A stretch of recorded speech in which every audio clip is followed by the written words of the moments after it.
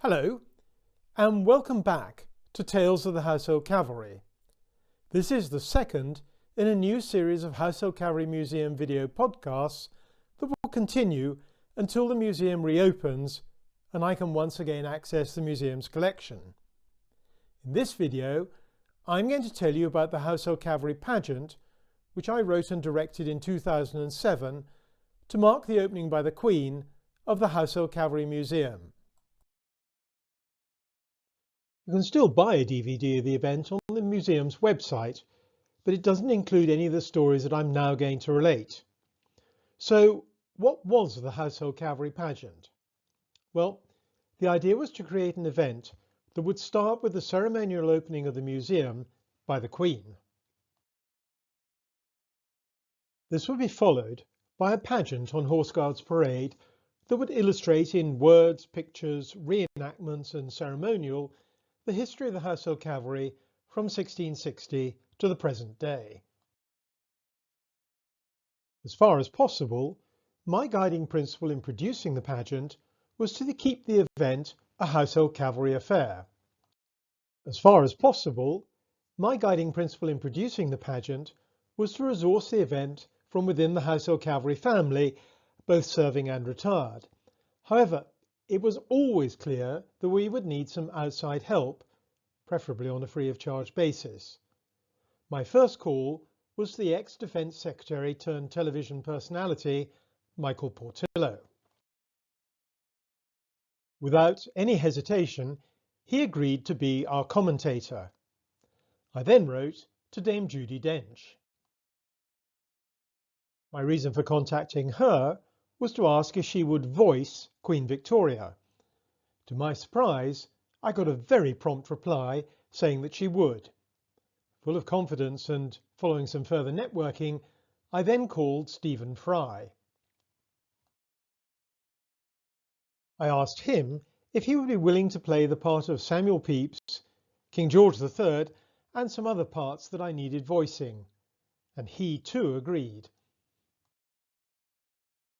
The historical reenactor Alan Larson said that he'd help with the reenactments, and he also persuaded Angels the costumiers to lend us the costumes that we needed. The Colonel of the Life Guards, Lord Guthrie, then persuaded the glamorous Countess of Chichester to lend us her camel, Thérèse, which we needed for the story of the Household Cavalry's involvement with the expedition to save General Gordon. My next job was to record the voiceovers I needed, for which Judi Dench and Stephen Fry had agreed to give their services. It had been relatively easy to get them to agree to perform, but I then found myself faced with the challenge of directing them. Judi Dench had asked if we could record her voiceover at her house near Gatwick Airport, so on a sunny day in February, I made my way down to her house with a recording crew. I didn't know exactly what to expect, but it was certainly not to be greeted by Dame Judi at the front door as though we'd known one another for years. The recording itself could not have been easier, but on the way back to London in the car, the sound recorder said to me, "Do you realise what you've just done?" I asked him what he meant. "You've just given extensive direction to an Oscar-winning actress. There are hundreds of directors out there who would have killed to have had that experience." This really brought me up short, and when, some 2 weeks later, I was scheduled to direct Stephen Fry in a North London studio, I approached the event in a far from confident mood. But I needn't have worried, for during the recording, Stephen could not have been easier, both asking for and taking my directions. Of the 7 voices he'd agreed to record, we only had trouble with one. This was a speech made by the ageing Field Marshal the Lord Birdwood, then Colonel of the Blues, to the officers of the 2nd Household Cavalry Regiment before their departure to France towards the end of the Second World War. After several takes, Stephen, who is famous for doing it in one, had still not got the tone of the voice I wanted, and he looked to me for help. Rather bravely, I suggested a crossover between 2 of his better-known characters, General Melchett and Professor Trefusis. Fortunately, that did the trick. Meanwhile, rehearsals for the pageant also began in earnest, and it was decided that the Major General's inspection would be used to try out some rather complex ceremonial drills that hadn't been used for over 100 years. For the coronation procession of King Charles II, which would start the historical part of the pageant, Colonel Rafe Griffin, the Mounted Regiment's commanding officer, decided that the procession would not conform to 21st century drill standards and that the participants would engage with the crowd by waving at them. To my surprise, it took very little time for the horses, under the firm guidance of the riding master, Major Dicky Waygood, to become accustomed to the thunderous gunfire required for the Waterloo sequence, and even less time for the soldiers to learn how to fake hand-to-hand combat without killing each other, yell in French, and die realistically. One of the last rehearsals in Hyde Park for the Waterloo vignette was witnessed by the Princess Royal. At the time, she remarked to me that it all looked most exciting. Privately, after the pageant was over, she admitted that she thought it would end in carnage.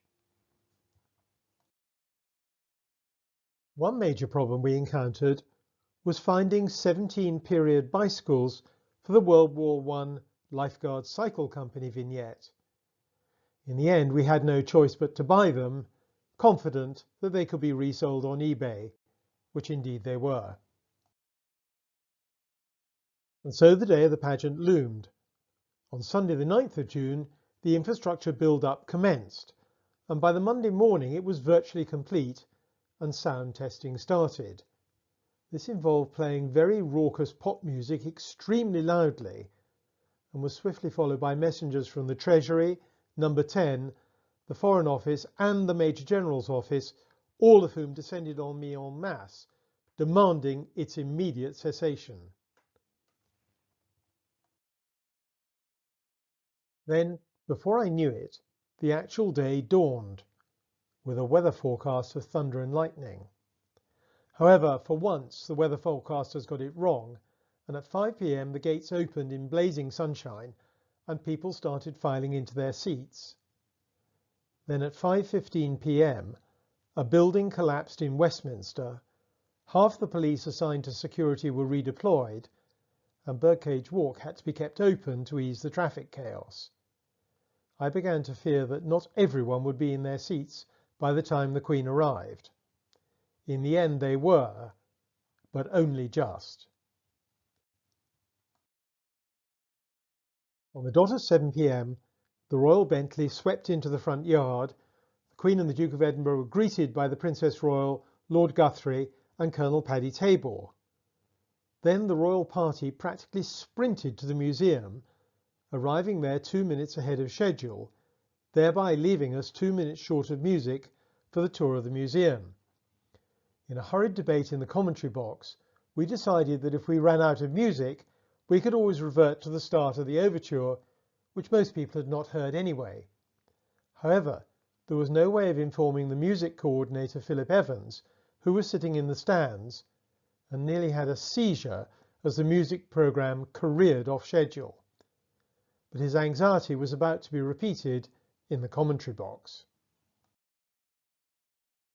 The script provided for the pre-recorded music to stop as the Queen started to mount the steps into the royal box, to be followed, once she'd taken her seat, by a live trumpet fanfare by 4 mounted state trumpeters. This would be followed by the start of the audio-visual programme. To my horror, as the Queen's foot hit the first step, the show caller sitting next to me launched the audio-visual programme, leaving the state trumpeters high and dry and us with no means of communicating with them. Fortunately, they held their nerve, and Michael Portillo, displaying very considerable coolness under fire, ordered that the audio-visual programme be paused after 20 seconds on the image of King Charles II. The trumpeters, taking their cue from the temporary silence, they had their backs to the AV screen and so could not see what was happening, duly sounded their fanfare as though that was what had been intended all along, and no one in the audience noticed. The coronation procession of King Charles II followed, and the waving to the crowd duly broke the ice. But there were still rocks ahead. The Waterloo re-enactment started with a quite spectacular fall by a trick horse, which cartwheeled right over its rider, drawing gasps from the crowd and fears on the part of the Queen that he'd broken his neck. But an unscheduled fight between a royal and a Frenchman left me fearing that the Waterloo vignette would end in an unseemly brawl, having to be broken up by the police. Remarkably, the rest of the pageant went off without a hitch, including the ceremonial rank passed in line of regiment, which hadn't been done by the household cavalry for more than 100 years, until that is we got to the departure of the Queen. Unfortunately, the royal car failed to roll up to the box at the appointed time, the director of music lost his nerve and played the national anthem, and Colonel Tabor, who as the parade commander had just given a short speech to the Queen and was still hooked up to a live mic, was heard clear across the parade ground saying, "Where's the bloody car?" In the next video, in 2 weeks' time, I'm going to be telling you about the restoration of a monument to Field Marshal Haig, who was Colonel of the Blues after the First World War, which is being organised by his grandson, Lord Astor, who I served with in the Life Guards. In the meantime, stay well and stay safe.